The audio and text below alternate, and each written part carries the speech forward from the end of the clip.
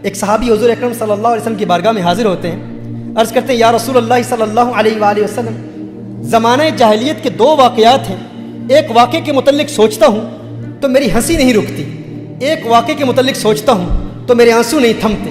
حضور اکرم صلی اللہ علیہ وسلم نے ارشاد فرمایا وہ کون سے واقعات ہیں؟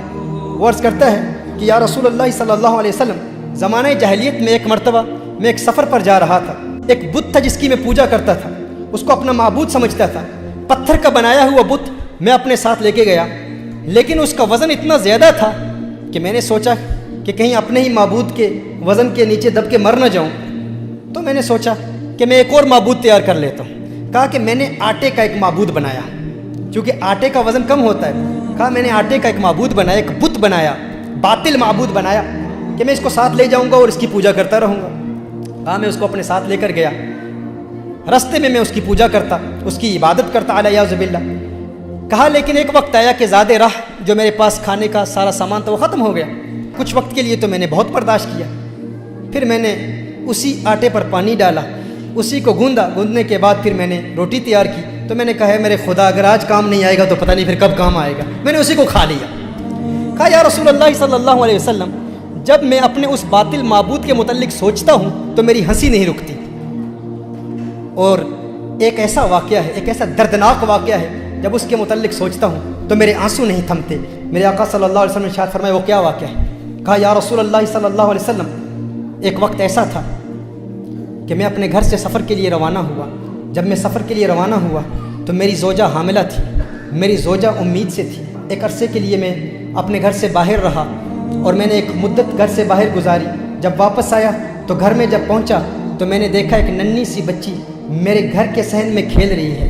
جب اس بچی کو کھیلتے ہوئے دیکھا، میں نے زوجہ سے پوچھا یہ بچی کہاں سے آئی ہے؟ تو اس نے کہا ڈر کی وجہ سے، خوف کی وجہ سے، وہ جانتی تھی کہ یہ عرب کا معاشرہ ہے اور یہ وہ لوگ ہیں جو اپنی بیٹیوں کو زندہ دفن کر دیا کرتے ہیں۔ اس نے کہا کہ یہ آپ کی بیٹی ہے۔ اس نے کہا مجھے بہت غصہ آیا، لیکن وہ بیٹی بھاگتی ہوئی صحن میں میرے پاس آئی اور یا اباتا کہہ کے مجھے پکارا، ہے میرے پیارے والد کہہ کے پکارا اور مجھے سینے سے لگا لیا۔ کہا اس وقت تو مجھے بہت پیار آیا، بہت محبت میرے دل میں پیدا ہوئی اور میں نے بیٹی کو زندہ دفن کرنے کا ارادہ ترک کر دیا کہ میں اب اسے زندہ دفن نہیں کروں گا۔ لیکن وقت گزرتا گیا، میرا لگاؤ اور میرا پیار میری بیٹی سے رفتہ رفتہ بڑھتا چلا گیا، میری محبت، میری چاہت، میری رغبت میری بیٹی سے رفتہ رفتہ بڑھتی چلی گئی۔ کہا کہ ایک وقت ایسا بھی آیا کہ وہ بلوغت کی عمر کے بہت قریب پہنچ چکی تھی۔ کہا لیکن اس وقت معاشرے کے بڑے عرب لوگ، ان کا دبدبہ اتنا تھا، وہ سویلائزیشن ہی ایسی تھی۔ ایک وقت ایسا آیا کہ میرا ظلم اپنی انتہا تک پہنچ گیا اور میں نے فیصلہ کیا وہ میری چہیتی بیٹی، وہ لاڈلی بیٹی جو بڑے پیار سے مجھے والد صاحب کہہ کے پکارا کرتی تھی، میں نے اپنی زوجہ کو کہا کہ اس کو فوراً تیار کر لے، اس کو نئے کپڑے پہنا، اس کی کنگھی کر اور اسے نہلا کر تیار کر کے اسے بتا کہ میں اسے فلاں رشتہ دار اور فلاں قبیلے میں ان کی شادی ہے، اس شادی پر اس کی سہیلیاں اس سے ملیں گی اور وہاں لے جا رہا ہوں۔ جب اس نے کہا کہ میں نے اپنی زوجہ کو بتایا، کیونکہ زوجہ جانتی تھی کہ عرب معاشرے میں کس قدر ظلم کیا جاتا ہے، وہ اس کی کنگھی کر رہی تھی، اس کے بال سنوار رہی تھی، لیکن میری زوجہ کی آنکھوں سے اشکوں کی برسات جاری ہو گئی، بہت رو رہی تھی میری زوجہ۔ اور بچی نے بڑے پیار سے پوچھا ہے میری والدہ، ہے میری ماں، آپ کیوں رو رہی ہیں؟ اس والدہ نے بتایا نہیں، کیونکہ وہ والدہ جانتی تھی اگر بتا دیتی تو والد والدہ کو بھی قتل کر دیتا، معاشرہ ایسا تھا۔ میری زوجہ نے میری بیٹی کو تیار کیا، تیار کر کے جب وہ دروازے پر آئی تو میری زوجہ نے ایک جملہ کہا، اس نے کہا یا رجل لا تضيع الامانہ، یا رجل لا تضيع الامانہ، اور اس نے ڈرتے ہوئے کہا ہے مرد اللہ کی امانت کو ضائع نہ کرنا، ہے انسان یہ اللہ کی امانت ہے، اسے ضائع نہ کرنا، اسے برباد نہ کرنا۔ اس نے کہا روتے ہوئے، میری زوجہ نے جب یہ جملہ کہا تو میری ننھی بچی بھی یہ جملہ سن رہی تھی، وہ بھی ان باتوں کو سن رہی تھی۔ کہا میں نے بچی کی انگلی پکڑ کر میں بچی کو اپنے ساتھ لے گیا، ایک صحرا میں لے گیا، بچی پوچھ رہی ہے۔ اب یہ 3 احادیث، 3 مختلف روایات کا نچوڑ آپ کی بارگاہ میں پیش کر رہا ہوں۔ وہ کہتا ہے میری بچی بار بار پوچھتی ہے میرے والد صاحب جس قبیلے میں آپ مجھے لے جانے والے تھے یہ رستہ اس قبیلے کو تو نہیں جاتا، آپ مجھے کہاں لے جا رہے ہیں؟ ایک روایت میں آیا کہ اس بچی نے کہا، اس نے کہا کہ میں نے بچی کو اٹھا لیا، بچی تھک گئی، تھوڑی دیر کے بعد وہ بچی خود کہتی ہے والد صاحب آپ تھکاوٹ تو محسوس نہیں کر رہے، آپ تھک تو نہیں گئے؟ کہا میں نے اپنی بچی سے کہا میں نہیں تھکا۔ بچی نے کہا نہیں آپ تھک گئے ہیں، اب میں آپ کے ساتھ چلوں گی۔ انگلی پکڑ کر اس بیٹی کو وہ والد اپنے ساتھ उस सहरा में ले गए। अब जब उसने देखा कि मैंने गड़ा खोदना शुरू कर दिया, मैंने वहाँ पर एक गड़ा खोदा, तो बच्ची कह रही है मेरे बाबा जान ये गड़ा क्यों खोद रहे हैं। एक रिवायत में आता है कि जब बच्ची ने देखा कि वालिद साहब का पसीना निकल रहा है, तो वो बच्ची खुद अपने कपड़ों से वालिद साहब का पसीना पहुँच रही है कि मेरे वालिद को तकलीफ़ ना हो। जब वालिद की तकलीफ़ देखी तो वो बच्ची भाग कर आती है और ख़ुद गड़ा खोदने में मदद कर रही है। कहा लेकिन मेरा दिल पथरा चुका था, मैं पत्थर दिल हो चुका था, और ज़माने का मुआशरे का रौब और दबदबा और फ़िक्र इस कदर लाहिक थी कि मैंने अपने बच्ची को उठा के उस गड्ढे में फेंक दिया। जब बच्ची को गड्ढे में फेंका तो रेत मैंने बच्ची पर डालना शुरू कर दी। एक रिवायत में आता है कि बच्ची ने वालिद का हाथ पकड़ लिया,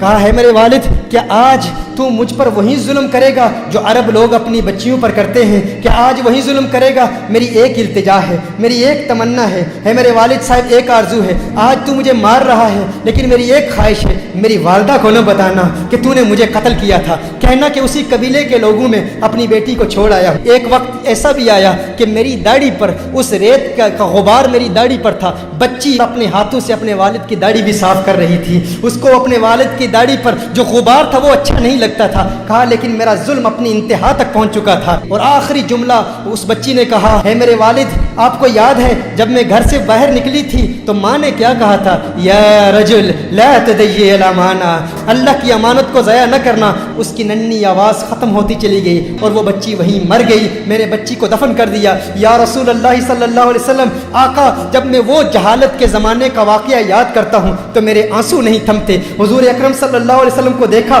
तो हुज़ूर अकरम सल्लल्लाहु अलैहि वसल्लम के साथ हज़रत फ़ातिमा तो ज़हरा रदी अल्लाह ताला अन्हा मौजूद है। मेरे आका ने फ़ौरन फ़ातिमा तो ज़हरा को सीने से लगा लिया, सीने से लगा लिया। मेरे आका की आंखों से अश्कों की बरसात जारी होगी। हम तो अपनी बेटियों से प्यार किया करते हैं। मेरे आका ने फरमाया है जालिम इंसान, अगर ज़माने जाहिलियत के गुनाहों की वजह से और जुल्म की वजह से अल्लाह मुझे आज किसी से बदला लेने की इजाज़त देता तो सबसे पहले तुझ जालिम से बदला लेता। मोहतरमा हिब्बा, अपनी बेटियों को बताएं कि हुजूर अकरम सल्लल्लाहु अलैहि वसल्लम ने इन बेटियों को जीने का हक दिया है। मेरे आका सल्लल्लाहु अलैहि वसल्लम ने इन बच्चियों को वो मकाम दिया है। क्या मकाम दिया है, क्या मर्तबा दिया है? रिसालत में आप सल्लल्लाहु अलैहि वसल्लम इरशाद फरमाते हैं जब किसी के यहाँ लड़की पैदा होती है तो अल्लाह ताला उसके घर फरिश्तों को भेजता है। आज आप देखें आपके घर बेटी पैदा हो जाती है, आप परेशान हो जाते हैं। दो बेटियां पैदा हो जाती हैं, आप परेशान हो जाते हैं, क्योंकि बेटों पर हम फख्र करते हैं। मेरे आका सल्लल्लाहु अलैहि वसल्लम इरशाद फरमाते हैं जब अल्लाह ताला किसी को बेटी अता करता है, लड़की अता करता है, तो उसके घर फरिश्तों को भेजता है। फरिश्ते आकर कहते हैं है घर वालों तुम पर सलामती हो। फिर फरिश्ते अपने पर बिछा देते हैं, अपने परों के साए में उस बच्ची को ले लेते हैं और अपने हाथ उस बच्ची के सर पर फेरते हैं। और फिर फरिश्ते कहते हैं कि ये नातवा कमज़ोर जान है, जो इस नातवा कमज़ोर की परवरिश करेगा क़यामत तक अल्लाह की मदद उसके शामिल हाल रहेगी। मेरे आका सल्लल्लाहु अलैहि वसल्लम ने इरशाद फरमाया बेटियों को बुरा मत कहा करो। तुम देखते नहीं मैं मोहम्मद अरबी भी बेटियों वाला हूँ, तुम देखते नहीं मैं भी बेटियों वाला हूँ। बेशक बेटियाँ तो बहुत मोहब्बत करने वाली, गमगुसार और बहुत ज़्यादा मेहरबानी करने वाली होती हैं। एक हदीस में मेरे आका सल्लल्लाहु अलैहि वसल्लम ने इरशाद फरमाया जिस शख्स पर बेटियों की परवरिश का बार पड़ जाए और वो उनके साथ हुस्ने सलूक करे तो उसके लिए जहन्नुम से रोक बन जाती है। बेटियां उसे जहन्नुम में दाखिल नहीं होने देती। ये बेटियों का मकाम है। किसने दिया? मेरे आका सल्लल्लाहु अलैहि वसल्लम ने दिया। हज़रत अनस रज़ी अल्लाह ताला अन्हु रिवायत फरमाते हैं नबी करीम सल्लल्लाहु अलैहि वसल्लम ने इरशाद फरमाया जो शख्स दो लड़कियों की परवरिश करता है, जो शख्स दो लड़कियों की परवरिश करता है यहाँ तक कि वो बालिग हो जाएं, तो मेरे आका ने इरशाद फरमाया जन्नत में मेरे साथ वो यूं होगा जैसे ये दो उंगलियां मिली हुई हैं। अगर जन्नत में आका की सोहबत, आका की खिदमत में रहना चाहते हो, आका के करीब रहना चाहते हो तो बेटियों की परवरिश करो। शारहीन फरमाते हैं हुजूर ने दो लड़कियां फरमाया, दो बेटियां नहीं। यानी अगर कोई दो बेटियों की परवरिश करे या दो बहनों की परवरिश करे और शरीयत मुताहरा के मुताबिक करे और वो उनकी आंखों के सामने बालिग हो जाए, उनके हुकूक अदा करे तो जन्नत में वो हुजूर अकरम सल्लल्लाहु अलैहि वसल्लम के साथ होगा। ये मकाम मेरे आका सल्लल्लाहु अलैहि वसल्लम ने औरत को दिया।